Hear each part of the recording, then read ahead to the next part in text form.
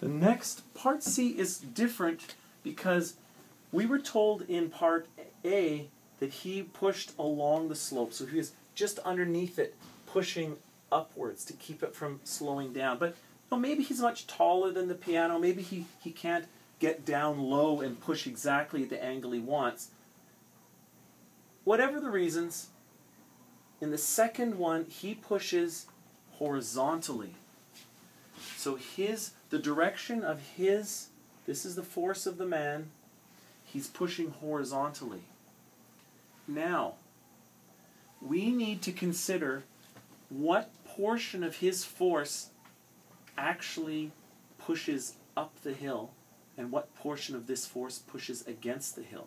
Some of his force is wasted because while he pushes horizontally, some of this force is pushing down and some of this force is pushing against the hill. Some of this force is pushing along the hill. And any force that's pushing, now notice this part of his force is the force perpendicular or in the y direction. This part of his force is in the parallel or x direction. So if this is force of the man, again, notice I drew this triangle. You have to be able to come up with these triangles. Part of his force is in one dimension of the coordinate system we're using. The other part of the force is in the other dimension we're using, and it forms a force triangle with a right angle there, which corresponds directly with this right angle of our coordinate system. And the force that we're busting up, these are called components, is always the hypotenuse. So the force, he's now pushing directly horizontally. Some of that force he is wasting pushing against the slope, and some of that force he's using to actually oppose the part of the weight that's pulling it down. So now the question is, how strong does this force have to be? Well, let's look again at our net force equations. And if this is going to, it says again, it has a speed of 12, so they've given us some velocity. It's not important. The point is the velocity is a constant. Again, that means the acceleration is 0. That means the net force is 0. So again, we're looking in the parallel direction, in the parallel or /x direction. The net force in this x direction must be 0 because there's a constant velocity. And what are the forces in this direction? So the forces parallel is this F parallel up the hill in the positive direction, and this weight parallel, the portion of the weight that's pulling down the hill, is in the negative direction.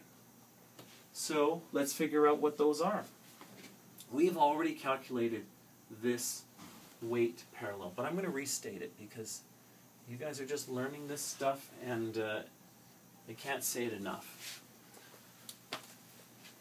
I probably can, but I'm going to say it again.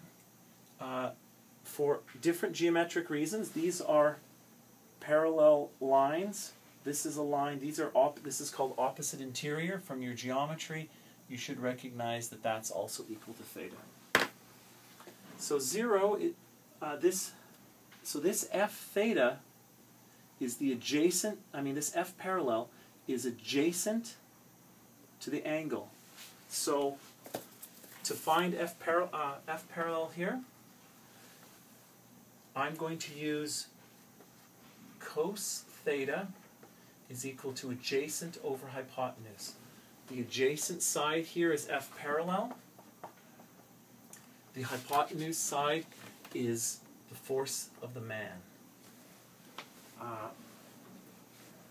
And so I need to match. I need to figure out what F parallel is. So I'm going to calculate and insert in here. So I'm going to multiply both sides by the force of the man. So the force of the man times cos theta is equal to this parallel component uphill. So he's pushing down into the hill and up the hill. He's pushing against the hill, he's pushing up the hill. This is the adjacent side, so I used cos. There is F parallel. Now, weight parallel is this side opposite of theta. So I'm going to use sine theta is equal to opposite over hypotenuse. The opposite side is weight parallel. The hypotenuse side is the weight. And again, I'm going to multiply both sides by the weight.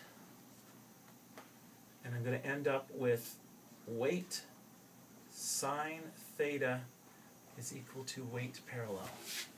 So there is my other component. And those two are in equal and opposite directions. Weight is pulling down. The force of the man is pushing up. So let's substitute that in.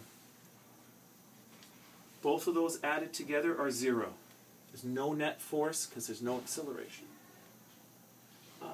F parallel is the force of the man, cos theta, minus the weight of the piano times sine theta.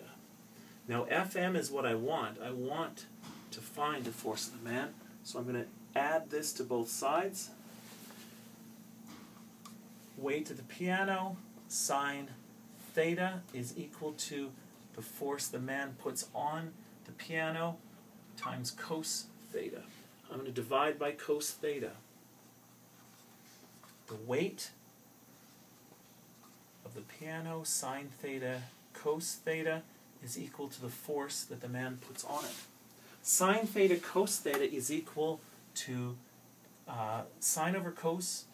Well, you know both of those. You could punch those in yourself in your calculator and individually and multiply by the weight. I know everything here, so I can come up with an answer. But if you want to be fancy, you can know that sine theta over cos theta is equal to tangent theta. So weight times the tangent of theta is equal to the force. And we know all of those. We can calculate that.